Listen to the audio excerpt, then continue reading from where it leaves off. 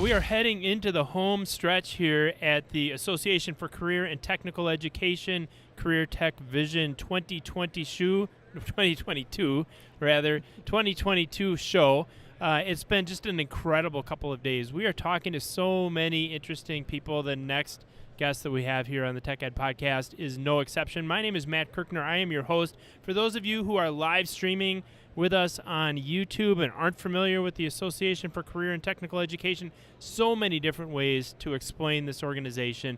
But when we think about technical education at every level of education, and that includes things like agriculture education, business and marketing, career academies, counseling, career development, family and consumer sciences, engineering, technology, health sciences, trade and industrial education, work-based learning, and more, that is all of the guests that we've had. That is all of the topics that we are talking about here on the Tech Ed Podcast. Now, one of those topics that I just mentioned that we haven't yet gotten into today, or yesterday for that matter, is this whole idea of family and consumer sciences. I just mentioned that as one of the areas of technical education that is being featured here at ACTE, and we are going to talk all about that with our very next guest.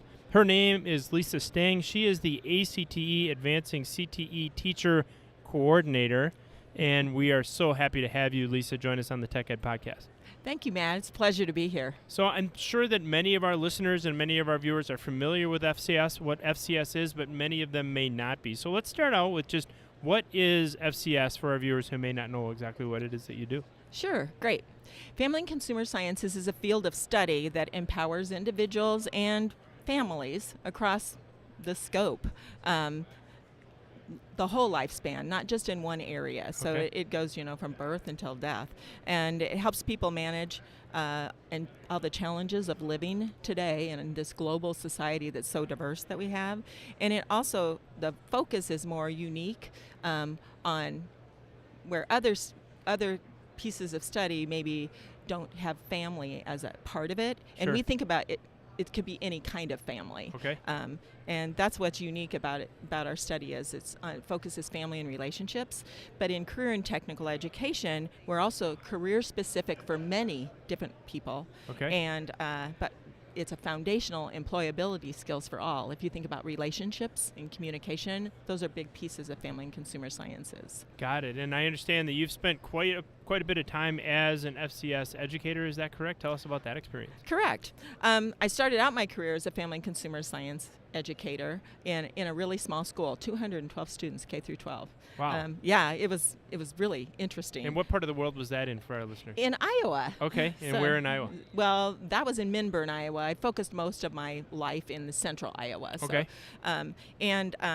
We taught all the different content areas that are covered in that first one. So culinary arts, hospitality and tourism, child development, education and training, health and wellness, housing and interiors, personal finance, textiles okay. and apparel. I mean, so you have to be, if you're a family and consumer scientist, you have to cover a lot of different areas as an educator. Sounds like it, especially in a school of 212 students, right? You wear a lot of different hats. Yeah.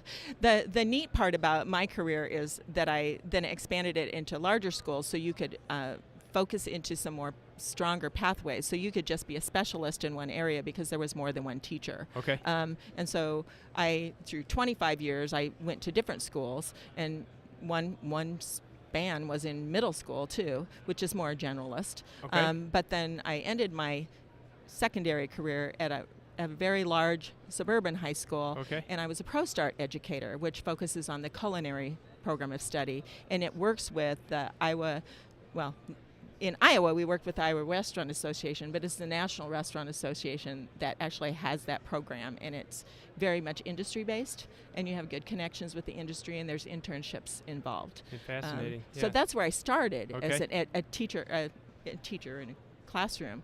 I was then asked to look at a job at Iowa State because they had an opening for a teacher educator for family and consumer sciences. And so I didn't even hear about it, and I went, it sounds interesting to me. I'd had some student teachers from there, and I thought I could make a difference in that area. Sure. And Ames is not very far from where I live. So Okay. I was the Iowa State teacher educator for family and consumer sciences, and ended up having some CTE teachers too do some of my methods class.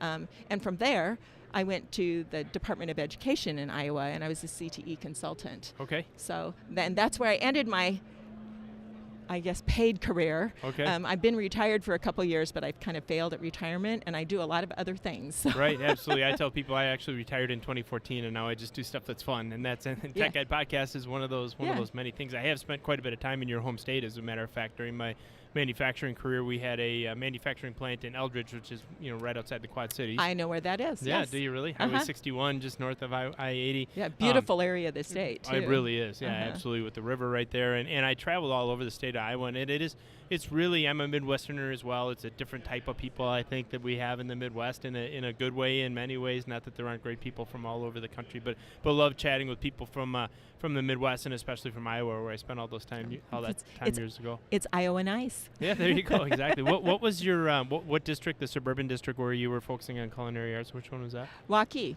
Okay, excellent. So, yeah, and I still, we recently moved to a townhome, and we moved in to the Waukee School District. So it's like really fun because I wasn't in the Waukee School District before. And the Iowa Restaurant Association executive director lives down the street. Oh, perfect. And so my husband and I still we have a passion for Pro Start program and those things. And so we still support that. We ran down to an event they were doing, and the Waukee students were preparing with a local restaurateur. Awesome. All of the appetizers and stuff for that night. It was really kind of fun. So. Yeah, absolutely. That's got to be a good part of being in that in that part of the world of education, right? All the good food that the students prepare and you get to indulge in. Of course. Yeah, I love it. I love it. So let's talk now about a little bit about ACTE, of course, in as much as we are here at CareerTech Vision. It's just been an amazing couple of days, and as some of the guests that have been on with us already have talked about, over 6,000 attendees, the largest conference of this kind in 20 years. So tons and tons of excitement and energy around career and technical education. And I understand, as ACTE Region 3 Vice President, you've been really, really involved with ACTE. Talk about how your experience on the CTE side and on the education side influences the work that you're doing on the ACTE side. Okay. So when I was ACTE Vice President for Region 3, we had, I'm thinking it was 2017, as a 6-state region, we said there's some problems with recruiting and retaining CTE teachers.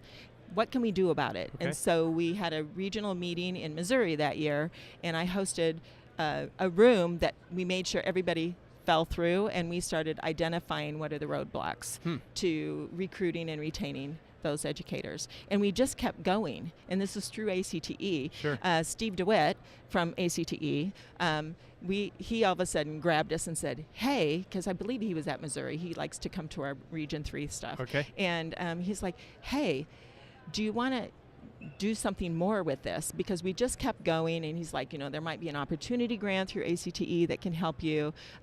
Our region applied for that, and we got it. And what came out of it was we thought we could do some actionable things, but we realized there was no data, and that's really important to be able to do. So we did another piece with data, but that really helped spur Teach CTE. Sure. And in the ACTE realm. So now we have, in ACTE, we have a large committee, and Sophia Alston helps us with that. She Teach CTE is part of her role at ACTE, and we've done a lot of different things. Hosted a CTE summit in Florida right before COVID, right. And there's a new CTE summit coming up in Minnesota. Okay. Just right at my neck of the woods next year. Where is that going to be in Minnesota? Oh, yeah. Put you on the spot here. In Minneapolis area. Okay, awesome. Yeah, Minneapolis right in area. The Twin Cities area. Yeah. Great.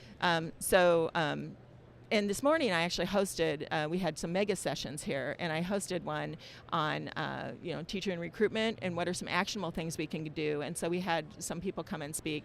Carol Werhan from she was on the board with me she was Family and Consumer Sciences VP, and she's retired. She was a teacher educator at Purdue for Family and Consumer Sciences, but she's done a lot of research in that realm.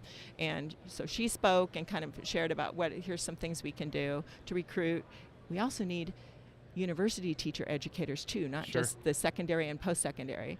And then we had Debbie Anderson from SREB talk about their Teach to Teach to Lead initiative that they have that's been very successful in several states. Got it. And then we had Brooke Rich from Oregon, and she works with a unique program where they're recruiting and helping retain educators with an equity focus in Oregon. And it was just brought up some really good conversations, and I think the work that I've done then, that's where my passion is. Right. And so the work that I've done just helps us dig deeper at ACTE to how we can solve these problems. Absolutely, and I want to get in a little bit just some of these more creative ways that we can find to recruit more and more instructional talent into the world of technical education, because we all know that it's a really acute challenge. Before we get into that, one of the sayings we have here at the Tech Ed Podcast is, "In God we trust, all others bring data." I love the reference that you had to the data early on through some of the studies that you had done. So can you touch a little bit on what kind of data were you gathering, and then how did that influence some of the path forward? Sure. Some of the items, and I might not have all this stuff here, but I can tell you what I remember. An example or two is great. Yeah. So we wanted to know how many jobs were not being filled because for a lack of a teacher. Okay. Carol actually in the mega session this morning, and they did Zoom those, and so everybody would be available to go see it again. Excellent.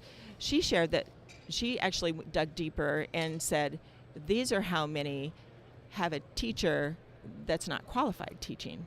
Interesting. Because there's a lot of times in some school districts that, okay, we don't have anybody, but we got kids signed up for the class, so we're going to temporarily certify or emergency certification for these people and put them in the classroom. Sure. And they typically have maybe no background in CTE or the content area they're teaching, which is kind of scary. Right. And so how can you help that? So she dug even deeper into that now. We've also looked at data for how many openings there are and how many are out there looking for those positions. Yeah, and that's got to be, is that much a big mismatch in terms of the number of openings and then the number of qualified teachers that are looking to fill those positions? Oh yeah, and so then you have to get into the recruitment side that in CTE, a lot of people think, well, an easy Band-Aid then, we'll just grab somebody from industry. Right. And that's what Debbie talked about this morning, was there's a lot of people, then they come from industry, and it isn't just Debbie, I mean all of us understand this, that they come from industry and they're plopped in a classroom, and it's like they know nothing about these people that are sitting in front of them. Right. And they don't know how to interact with them in the same way as a teacher would. So they're missing that pedagogical knowledge. Sure, got it. So, and that is an interesting observation that you make, that it's not just necessarily the job opening or the position opening, but it is also the, if you do have a teacher that may not be qualified to the standard that they should be to teach that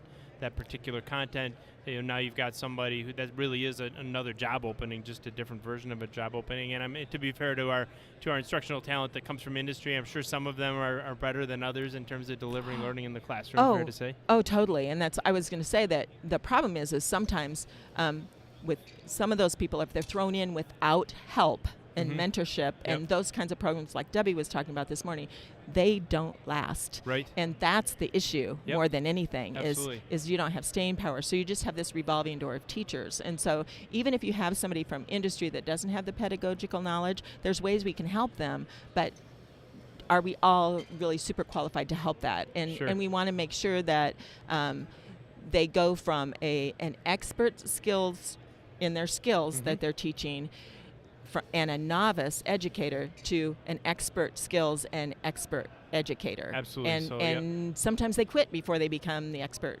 educator. Right. Well, exactly. If somebody doesn't feel supported, if they have questions that they're not getting answers to, if they're getting frustrated in the classroom and they don't know exactly how to deal with that or correct those challenges, like anybody else in any other job, if you're frustrated in your role, you're more likely to move on to something else. And then, to use your point or your word from earlier in the conversation, it truly is a Band-Aid, right? Because we put this Band-Aid on and then we tore the Band-Aid off, but the wound is still there, and we haven't solved that problem. So really interesting to think through that.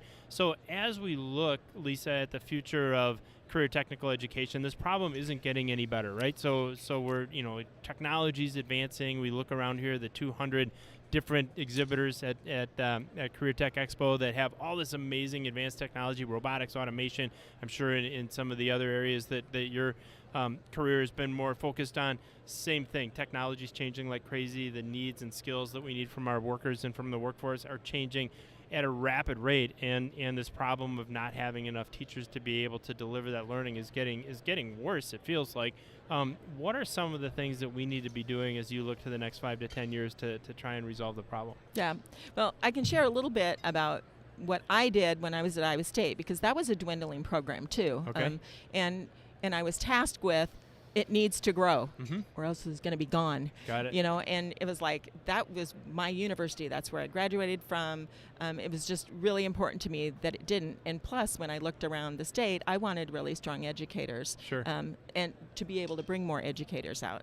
So I worked with the university to help make sure that they were advertising what we do and what the program was. But I also worked with, there's always undecided majors, Mm-hmm. and they might be in your department. So they Sure. were in the Human Development and Family Studies department, but they didn't know.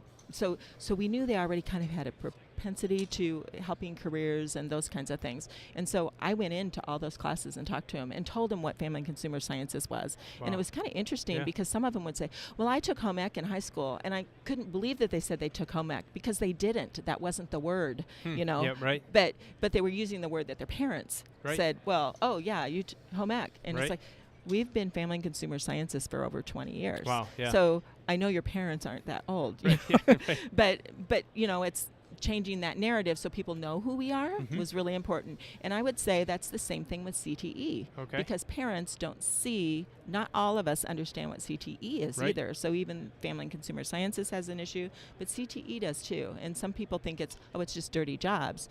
And the more we talk about who we are and what we are and make sure people understand that, I think that helps bring people to who we are and recruit them. Some other things I did is I made sure I talked to the teachers. Okay. I asked a lot of them, how many of you have some students that are really good at what they do? And if you're really busy because you have too many kids in your classroom Right. and you're doing some project, somebody's got it, and they go over and they start helping other people. I Mhm. said, there's the kids that you point to and say, have you ever thought about being a blah, blah, blah teacher? And because I did a little, just kind of a little asking around and asked people, why did you become a teacher, a CTE teacher? And they're like, it was my teacher told Right. me I'd be good at it. Exactly. Yep. Or somebody else did. Mhm. And it's not just teaching, it's any kind of career. Right. If somebody said something about it and they maybe know about it, you know, if your parents are an accountant and a psychologist, you know a lot about being those things, and Right. a lot of times you choose that instead. So we have to make sure that we're exposing students to our careers as educators and as CTE educators early on, and give them experiences in that too. Some other things is to work with administration so they understand who we are. We're not just a bunch of electives. Right. We're a program. We have standards, and we have definite ways that students can have a path to a good, sustaining career. Sure. That it's almost 100%. You know, you choose where you want to go. Yeah, 100% you know. placement, right? Yeah, you write your own Yeah. ticket. Yeah, and the other one is, I think I kind of shared that a little bit, that with my association with the Iowa Restaurant Association, if you attach yourself to business and industry, you're going to get help too. Right. So those are just a few of the things that you can do to help. Absolutely. Yeah, and I think that's really interesting. And, you know, one of the things that really kind of stuck with me in that last answer is this whole thought of, when you talk to, you know, teachers, and we spend a fair amount of time on the, you know, the kind of industrial side of things. That's, you know, a lot of our guests here on the Tech Ed podcast come from that world. I spend a lot of time in the world of manufacturing and industry, and so that's my paradigm to some degree. And it is amazing how many, you know, technical education teachers, almost all of them, were inspired to choose that pathway by a teacher. Mm-hmm. And they were like, you know, watching that teacher do things the way that they did, and said, I want to have that job, that's my career. And so that makes so much sense, that you have a teacher who sees a student that's, you know, not only maybe passionate about the subject matter, or finds an interest or a competency or an aptitude that they didn't know that they had as a result of that experience, and then, you know, to your point, starts going around and helping the teacher teach the other students. That's somebody probably with a gift for imparting learning, and somebody with an interest in that particular area, keeping that eye out for that individual, and then encouraging them to consider careers in teaching. That just makes tons of sense. Yeah, we were talking about how we could do that when we were writing our Perkins plan in Iowa, when I was still at the department. And one of the ideas was, well, let's get them later. You know, let's get them when they're at the community college and they're in this program. let's say they're in a manufacturing program at the community college, we need teachers, and if they see that, let's encourage them to do it. And I'm like, almost too late, right? Because they're seeing the end, exactly. you know. Yep. And so the earlier you start it, and a lot of our career programs now, they start in middle school, and Absolutely. Perkins allows it. Yep. So let's expose them to a lot of things. Don't let them pigeonhole themselves too early. Yep. And we do have students that pigeonhole themselves once they're in high school, and they're not going to do anything else. And so, give a good example. So when I was at Waukee, I was the National Honor Society sponsor. Sure. And those typically are students that are four-year college bound. You know, they know where they're going to go. And they would have to come to meetings in my culinary classroom. And I had students that said, wow, I didn't even know this part of the building existed. I know. You know, it's like, whoa, how Right. sad. Mm-hmm. Because if you think about family and consumer sciences, Right. and I said it's employability skills for all. When they're in a culinary classroom, they're all learning teamwork like you can't sure. believe. You bet. Like you can't believe. Yep. What better way to learn teamwork than to do it, or do it with your CTSO? I mean, our great leaders, a lot of our great leaders, if you look at it, they come from CTSO backgrounds. Okay. So that's another great way, I think, for sure. that we can do it. Absolutely. You know, we talk here a lot on the Tech Ed podcast about what influences young people's career pathways, and you're exactly right. I mean, so especially for girls, they'll start turning off to certain career pathways in middle school. And people, when I was in the manufacturing world, we used to sit around in meetings, and people would be like, "Oh, you have to go talk to the seniors in high school about careers in manufacturing," and it's like, no, that's way too late. By then, you got to get to them when they're in middle school. So credit to you for finding ways to implement that type of learning in middle school when students may not even realize that they're starting to think about their future career, but they are, and they're starting to create those ideas about what they might want to do, and even more important for girls in middle school, deciding what they don't want to do. Mm-hmm. Oh, definitely. They start turning off to career pathways and saying, you know, not that they're deciding I'm going to be a doctor or a lawyer, but they're saying, well, these jobs aren't for me. Really important. The other thing that we love talking about, and I'm seeing more and more, especially in the secondary education world, bringing the CTE program to the front of the school, so that when you walk in and you've got the windows and you've got the action and the hands-on activity, whatever it is, you know, that students, you know, what a shame that an honors student that had no idea that was an option for them, you know, even as an elective, to learn something they might not have learned otherwise. So we have to bring that to the forefront and get more and more students excited. Yeah, I have a great word that we used in my family and consumer sciences students when I was at Iowa State. We'd go around and visit different classrooms, and I'd say, and there's a school in Des Moines that's a career center, and they have a wonderful fashion program that you can't really run a real full fashion program in a smaller school, because there's you don't want to pigeonhole kids in fashion. Right. But they're in awe, number one, of the industrial machines that are there. But then, like, the kids are all doing different things all over the place, and they're kind of looking at me, and I said, what do you notice? And there was one student that said one time, butts up. And because nobody's sitting at their seats. Everybody's butt is, they're leaning over a table, their butts are up. And that's active learning. It is. And engaged learning. And it's not, I'm sitting at a table trying to stay awake. I know. And it's the perfect reason why you'd bring it to the front. Absolutely. Well, it's so refreshing to me, and our listeners know that I was a hands-on, still am hands-on learner. I learn by doing. You know, I know other people that can sit in a classroom, take notes, watch a lecture, and grasp the content. I could just never do that until I actually did it myself or figured it out myself. It just never stuck. And unfortunately, I guess I learned that much later in life than I wish I had, because I just thought I was the kid that wasn't any good at being a student, and it turns out it was no. You just learn a little bit differently, and I think a lot of us learn in a hands-on and active fashion, and sort of have that active learning is so very important. And it's important that every student has that opportunity to do hands-on active learning. Exactly. At least try it. You know, we make everybody do the sit at the table, so let's make everybody do the other. I love that because idea. who knows, they might be able to excel and be able to use maybe their academic knowledge in a different way that they never knew would happen. So exactly, never knew what happens. And you know, turning our discussion, Lisa, back to the CTE teacher side of things a little bit. You know, if we've got listeners, if we've got viewers that are thinking, hey, I know somebody that should consider a career in CTE and in delivering education, what are those qualities that you think make a good CTE teacher? I think passionate is one, and I've seen this as I've talked to people around all day today and yesterday, and just the friends that I know in CTE. They're Right. passionate, and they're Yep. passionate about their content. They're passionate about their students. Mhm. They have empathy for their students and the situation they're in. I think curious is a good word to use. Absolutely. They're well read in what they do, and they ask themselves questions. They're reflective. Mhm. Oh shoot, that one didn't go very well. Yeah. How can I make it better? Absolutely. And then another one would be flexible. Okay. Because if all of a sudden you come in and none of the stoves turn on because the gas was shut off, you got to be flexible and figure out what you're going to do next and how you're going to do it. And just Absolutely. much like a lot of teachers today, we use technology to deliver instruction. And when the technology doesn't work, how can you do a podcast if it Right. doesn't work? Yep, Same exactly. kind of thing. Yeah, So, you got to bounce back quickly. Yeah, things like flexibility, passion, curiosity, really, really important. One of the things I'm curious about walking through the floor here at the CareerTech Expo is just all the different technologies that I've had an opportunity to see. And we've had some guests that have talked about some of the manufacturing technologies that they've seen, some of the the new computers, robots, those kind of things that I think are interesting. I'd be interested, Lisa, from your standpoint and your vast experience in FCS, what are some of the things that you've seen while you're here that really interest you or caught your eye?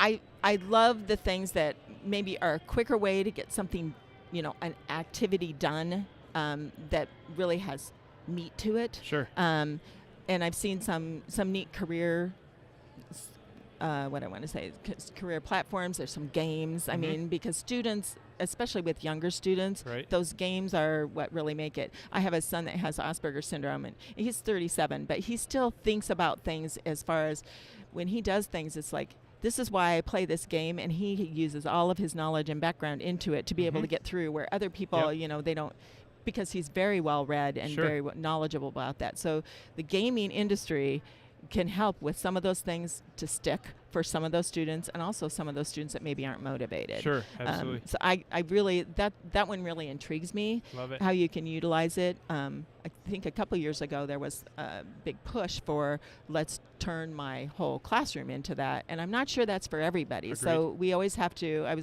I was working with Universal Design for Learning the other day, and with Amanda Bastoni. She came into our symposium that we're doing with these new teachers, and how can we make this better so it's for all students in whatever way they learn? Sure. How can you use your assessments that way? Absolutely. So the other things I really like are when I see our CTSO booths, because they have lots of good things that you can use in your classroom. It's not just that it's outside of the classroom, it's interrelated into what you're doing. And if teachers haven't been exposed to CTSOs, that's really important that they connect with those. Absolutely. With those areas. Yeah, just some great examples. You should, by the way, have your son listen to our episode of the podcast yesterday with Alan Sitomer and Adam Rosen. Alan is with Mastery Coding, and Adam is with Rally Cry, and they just put together a nationwide esports network for video gamers. And so we had that conversation yesterday. He It would was love great. that. Yeah, so you definitely have to connect him to that. It's amazing how quickly 30 minutes goes with a great guest, Lisa. I do have one final question for you before we wrap up our time here on the Tech Ed Podcast, and that is a question we love to ask every single one of our guests here on the podcast. If you had a piece of advice for a sophomore in high school, what would that piece of advice be? Don't pigeonhole yourself. Explore, because that's your chance to explore before you start paying for it. Yep, absolutely. Do work-based learning. Most schools are incorporating it, but make sure that you're doing it.